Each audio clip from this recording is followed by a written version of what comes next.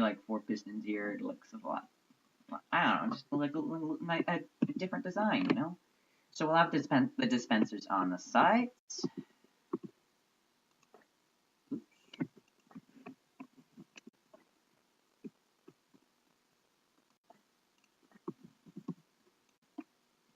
Put a flint and steel in it.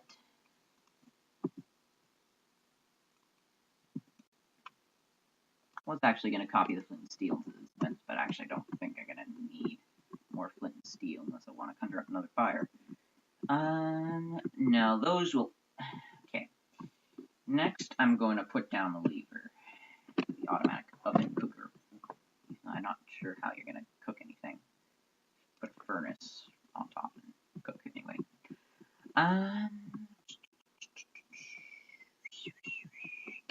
Oh yes, this wall, I'm going to convert it to stone bricks or cobblestone or something like that because it's the wall of an oven. Like, you know, don't want to catch fire, so this whole wall has to be cobblestone, stone bricks. I'm going to change it to stone bricks or just... Okay, you know what? It has been ages since I have used bricks last, so I'm going to use bricks. Although actually the pistons will be behind the oven, so that kind of ruins the purpose of it, so... Okay, let me backtrack a little. I'm gonna turn this back into wood. So the pistons will be there, although I'll still have to remove the window because redstone circuitry. Well, no, they'll relocate the windows elsewhere. I feel like I have enough energy with this jittery camera. Well, if I'm doing all of this, I'm sure I'll find that. There you do it. Okay. Just hope you can all hear me. I'm like worried about my voice again. So the way the redstone, the dispensers will work. Redstone dispensers? Okay. Yeah, so it'll be just a simple, redstone repeater going into here to turn it on. When it turns off, actually, because, turning it off and turning it on are 2 different things, like 2 different actions, I'll have 2 different buttons, but I'll actually upgrade it into 1 button. So, instead of a lever, I'm going to use a button for this one. Oops, I saw a button in my survival inventory. So yeah, button. We're just going to start with the simples, just turning it on.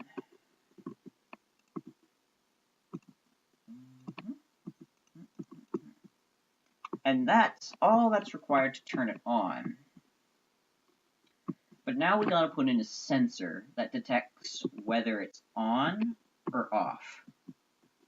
Now I'm not quite sure how this guy did it, like with redstone comparators. I can't figure it out in my head. I do have another way of doing it. I've done it before. Worked with a special mechanism where if you're in a race, like all the doors were open, you choose one door to choose one of the races, but whichever door you choose, all the racers that are behind you have to choose that race. So first person to choose a race, everyone has to go for that race. The way it worked is that all the doors were open, but there was a pressure plate in front of each door. Whichever one got pressed, all the other doors would close. So I thought it was an interesting mechanism. I used a piston to block the redstone circuitry. But yeah. So let me just piston. I don't never anymore. The piston will go right here. Just as simple as that. Just turning them on and turning them back off. So we can't put redstone repeaters going into these 2 because there's redstone wire in the way. So put redstone repeaters right there because then that'll power up these pistons and go down into the lower ones too, or at least theoretically it should. Switch from one to the other. Okay, let me think for a second. I've never made this kind of comparable switcheroo thing, so I might have to think about it a bit. Well, let me whip out a comparator anyway. thoughts going here. Probably some of you viewers are saying, "Oh my goodness, he is dumb," or I don't know, something like that. But yeah, as I said before, my weakness is comparators. I don't know that much about them. I learned recently they can be used as a very efficient clock. But aside from that, I know only a little about it.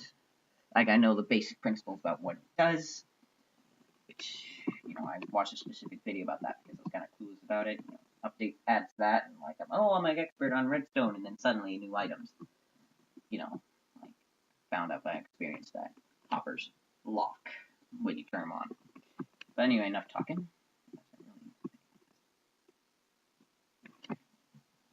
So if the circuit turns on, so maybe I should have some kind of clock. Okay, you know what? I know how to do the piston thing, so I'm just going to do the piston thing. So lower it just a little down there and just make it do a little thing like that. And now I need a okay, this video is actually getting quite long, but I guess what do you expect if I'm going to make a whole redstone house? But anyway, as I was saying, I need a sticky piston is what I was saying. This is the last video today, and next part will be tomorrow. Okay, I don't have a sticky piston. So throwing it away. Don't need the comparator. For now. Put that there. Creepers. Oh yeah, I turned the peaceful off because of the file I was on that required the mobs. So actually, I'm gonna do this.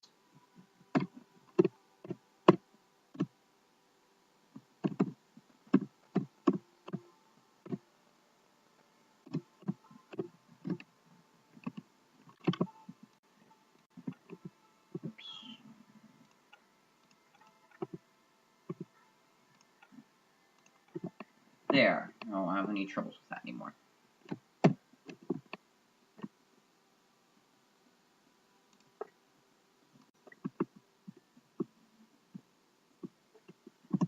Okay, now, it's been a bit of a chunk of time since I did the last part, so I've just gotta kind of remind myself what I'm doing here.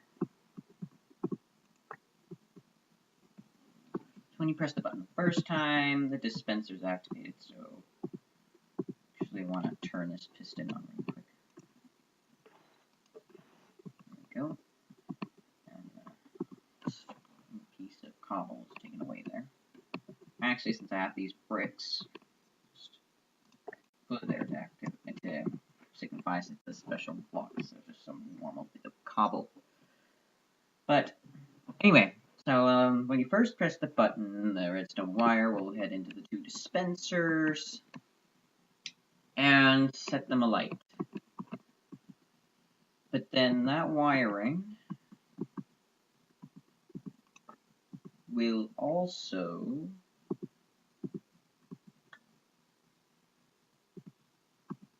head over to this piston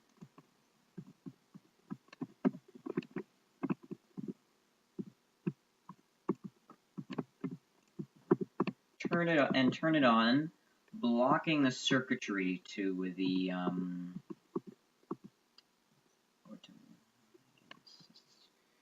getting annoying.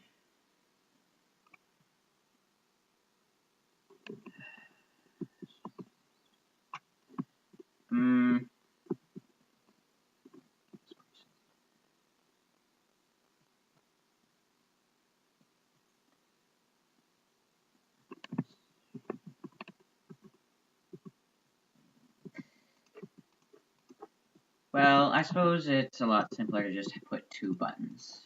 It's like a long pause. There's one long bit of thinking. Oh well, two buttons. It's not anything horrible. But get the button back.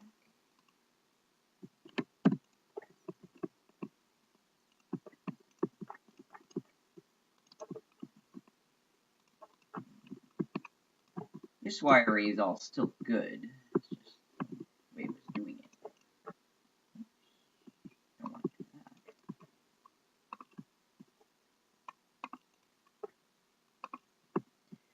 Let me just reattach this, and okay, let me just get some signs out so I know right away what it does, so I can do it properly. Okay, which should be which? Oops, I didn't put the other button. Okay, which should be which? What makes more sense? I guess this one could be turning it on then. Oven. Oven on. Oven off. Okay, so this one I'm going to start with the oven on. Turns on the dispensers. Oops. Simple as that.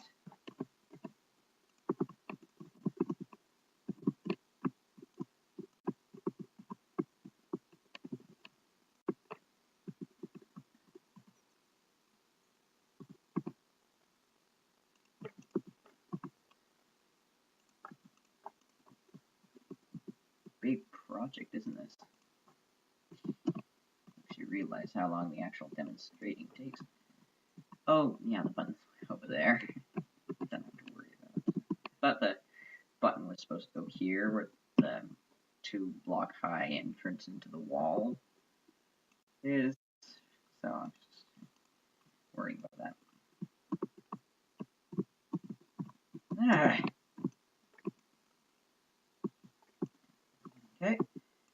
Just quick. I don't want to be able to check that wire's long, not too long. So I don't know that. Yeah, I don't think it's too long. Just check it. Just be sure. Make sure it works. Okay. Turn it on. Turn it off. It works. It does turn the flames off and all that. Now, of course, now if I'd left that fire there, it probably would have set fire to the house. So now I've got to kind of cover it with some cobble or something. And for starters, this can't be wood.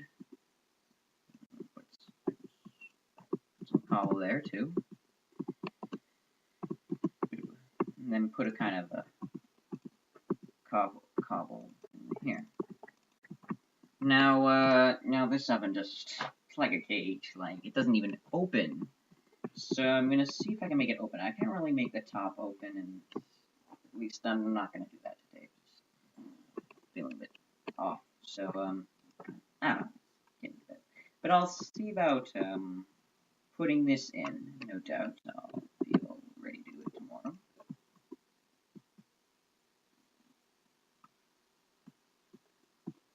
So there'll be another button for opening the oven doors. It'll only be for a moment though, so I'll throw it in quick. Besides, the hot oven. It's an extra feature. It makes it nice and it's interesting. It makes the house look feel so much nicer and interesting. Open oven, not open. Let's see. So yeah, I would simply just wire down into the pistons. Very simple. Except concealing the redstone won't actually be quite as easy. Oh yeah, I will have to include a negative. That's right. Which actually makes it quite a bit harder. Oh no, wait. No, I could connect it to some redstone before connecting it to.